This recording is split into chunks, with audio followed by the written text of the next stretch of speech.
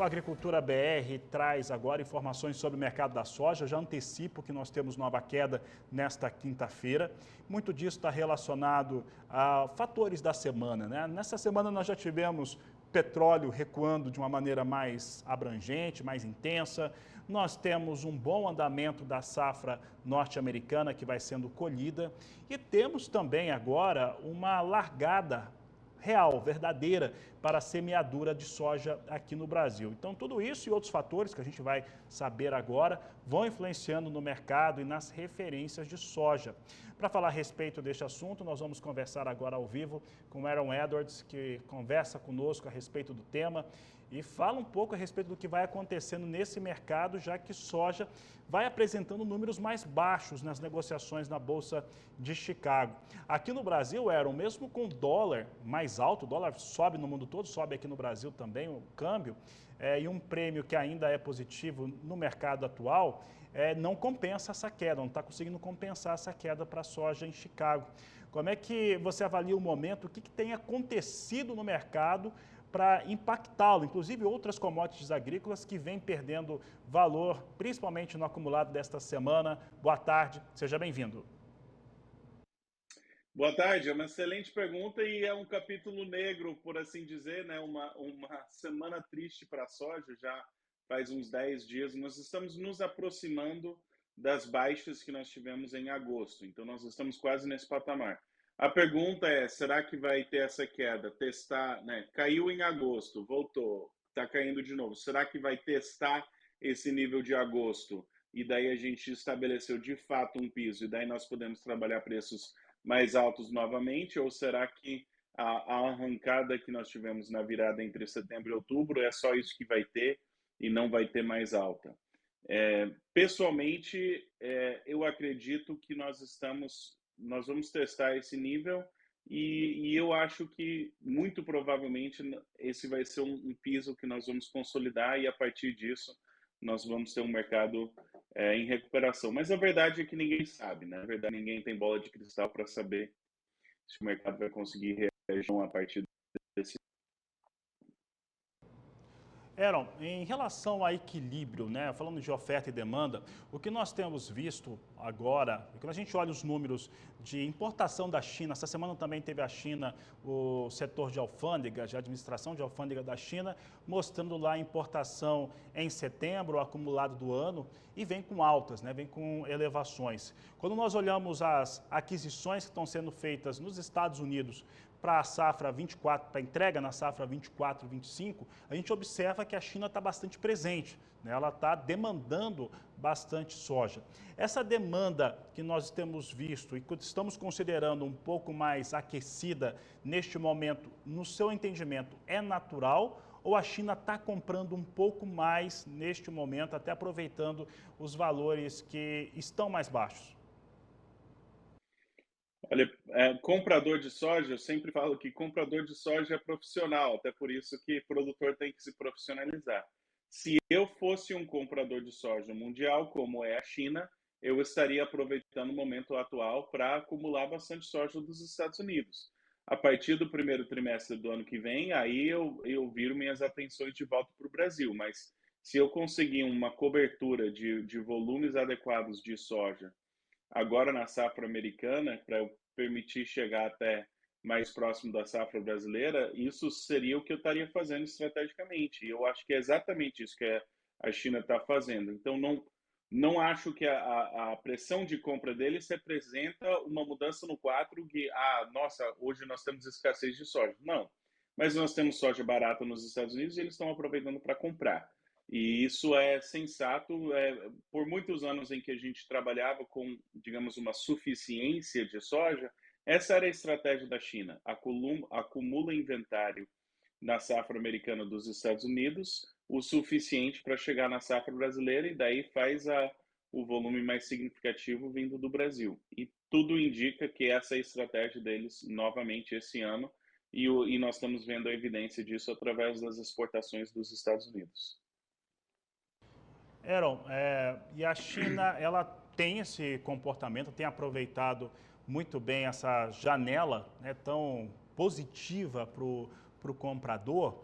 E, ao mesmo tempo, nós temos algumas questões da política americana, e você é um norte-americano, você mora nos Estados Unidos, você pode nos esclarecer um pouco mais sobre isso. Tem a grande disputa eleitoral do mundo, é nos Estados Unidos, né? Em novembro vocês têm a votação, e nós tivemos alguns posicionamentos, tanto da candidata do Partido Democrata, quanto também dos republicanos. No caso do Trump, recentemente, ele fez um posicionamento importante a respeito da utilização de dólar como reserva em outros países e trouxe algumas sinalizações em relação à barreira comercial, mais uma vez. Como que essas afirmações do candidato, que é possivelmente, até que está mais disputada essa eleição, mas que possivelmente pode ser eleito, o que isso pode representar para esse mercado agrícola, do ponto de vista da produção americana e do ponto de vista da produção brasileira? Perfeito. Então, gostaria de fazer uma ponderação entre a produção e a formação de preço. Então, pela ótica da produção, eu não tenho certeza se essas políticas vão interferir volumes de produção, tanto dos Estados Unidos quanto do Brasil. Pela formação de preço, o valor do dólar, como nós temos visto e como você ponderou muito bem, ele impacta demais o preço, tanto a capacidade de exportação dos Estados Unidos quanto a formação de preço em reais do Brasil. Então, o valor do dólar tem muito impacto e a política acerca do dólar vai ser muito interessante. Primeiramente, definir quem vai ser eleito. Segundo, se o Trump for eleito, se ele vai manter a política de dólar forte. Na primeira gestão dele, na primeira presidência dele, ele defendia o dólar forte. Será que isso vai continuar ou não? Então, isso é um grande ponto. E essa parte das tarifas ou da barreira comercial, primeiramente, é uma postura alinhada com o Trump, que ele já fez com a China, mas ele não é normal, digamos, para os Estados Unidos. A tradição capitalista defendia o livre comércio e não uma política protecionista. E vai ser muito interessante para a política econômica dos Estados Unidos se o Trump for eleito e se ele implementar essa política de uma barreira comercial com o resto do mundo. Isso pode ter efeitos drásticos em todos os mercados, inclusive na economia americana e inclusive no mercado de soja ou de milho. As projeções para mim, para 2025, do outro lado dessas eleições, é importante manter muita cautela sobre a incerteza que nós temos sobre isso. Nós não sabemos quem vai ser eleito, nós não sabemos quais vão ser as políticas, nós não sabemos os impactos. Nós temos muita incerteza sobre as políticas do outro lado dessa eleição, e inclusive em política cambial. Para mim, se você fosse falar qual que é um dos fatores que pode mais impactar o preço da soja, inclusive do milho, para 2025, eu colocaria o câmbio como uma grande incerteza e grande parte disso está vinculado ao dólar. Então, não antecipo necessariamente choques do lado da oferta ou do lado da produção em função dessas políticas. Inclusive, quando nós tivemos essa situação em 2018, não afetou necessariamente a oferta, mas o nível de preço em função do câmbio pode ser afetado e afetado drasticamente. Então, isso traz incertezas e merece uma atenção.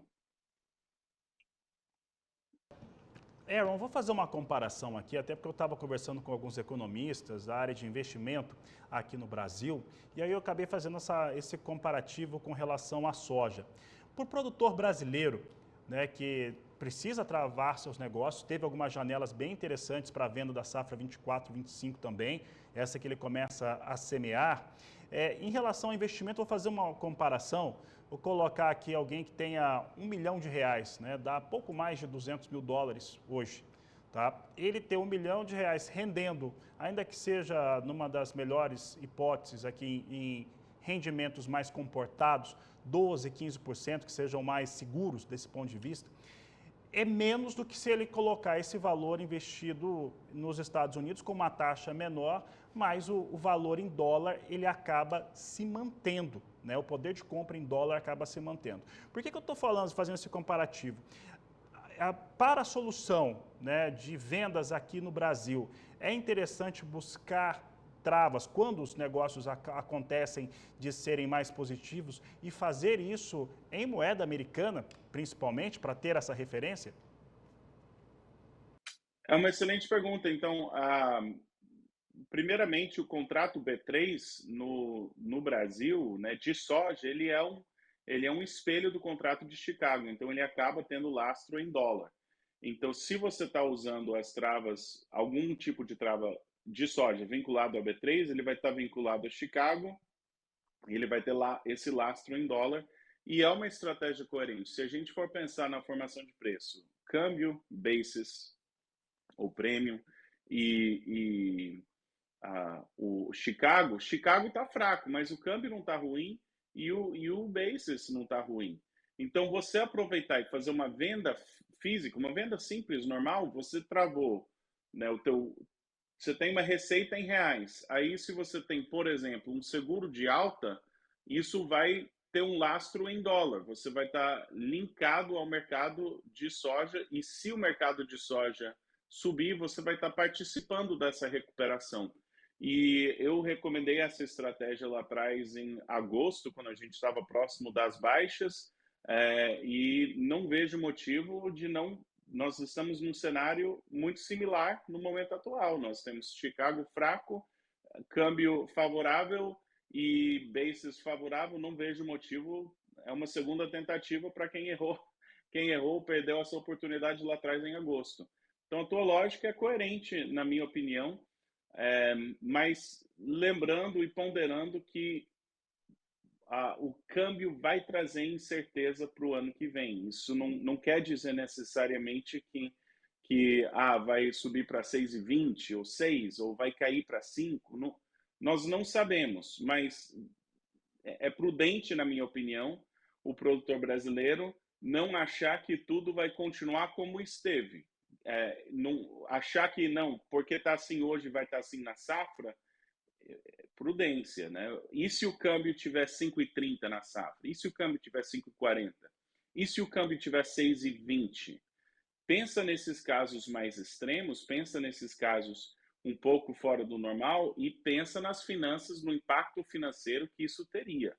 Se o câmbio for para 6,20 e você tiver soja mais para vender, isso é um cenário que dá para levar. Se for para 5,30 e você não vendeu nada, como é que você vai estar financeiramente, né? Se o preço estiver fraco em Chicago, se o basis estiver fraco para você, como é que o teu preço vai estar? Você vai conseguir dar o giro? Você vai conseguir esperar uma recuperação?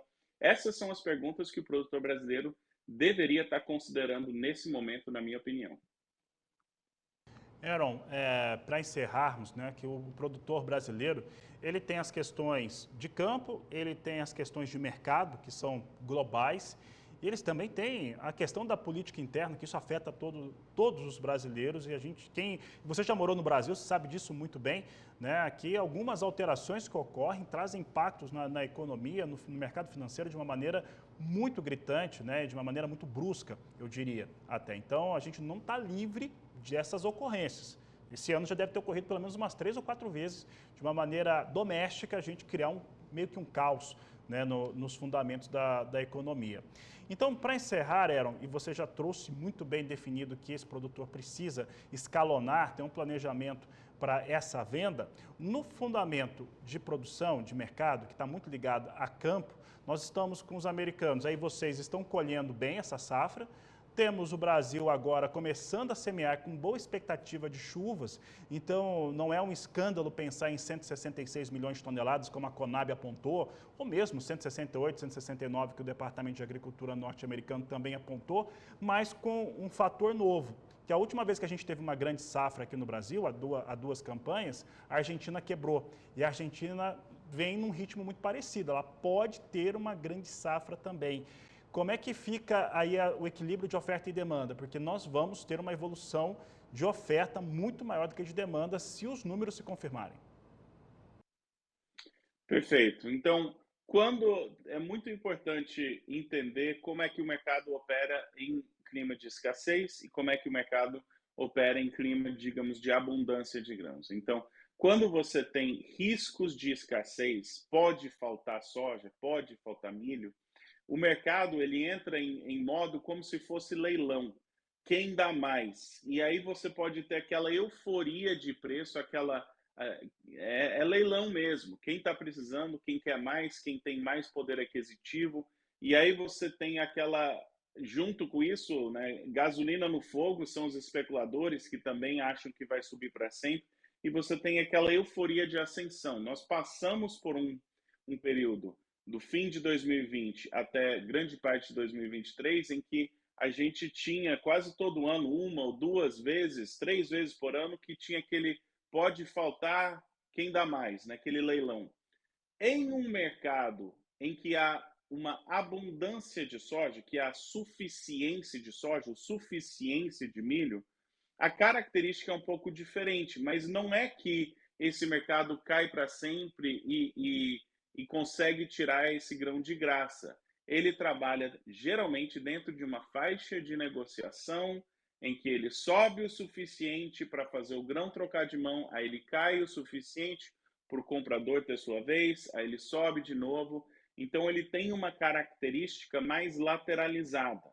Menos potencial de alta, mas não quer dizer que vai cair para sempre. Ele é mais lateralizado.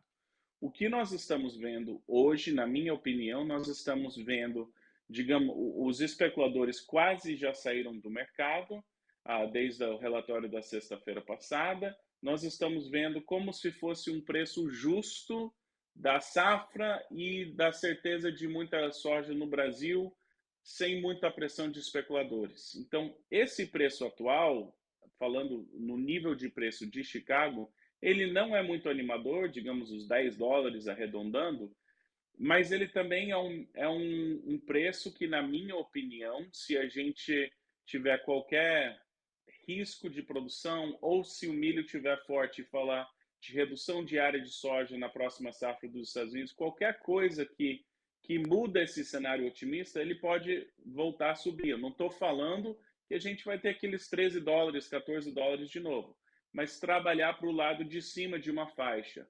Por isso que é tão importante decidir se nós estamos de fato estabelecendo o piso dessa faixa e se a gente conseguir não cair muito mais, né, ficar próximo das baixas de agosto, eu acredito que nós estamos com um piso da safra americana robusto e que nós podemos trabalhar talvez por muitos meses ou talvez até anos, que a gente vai saber próximo de $10 é um mercado que costuma ser comprado. Se essa for a notícia, a conclusão é uma notícia boa.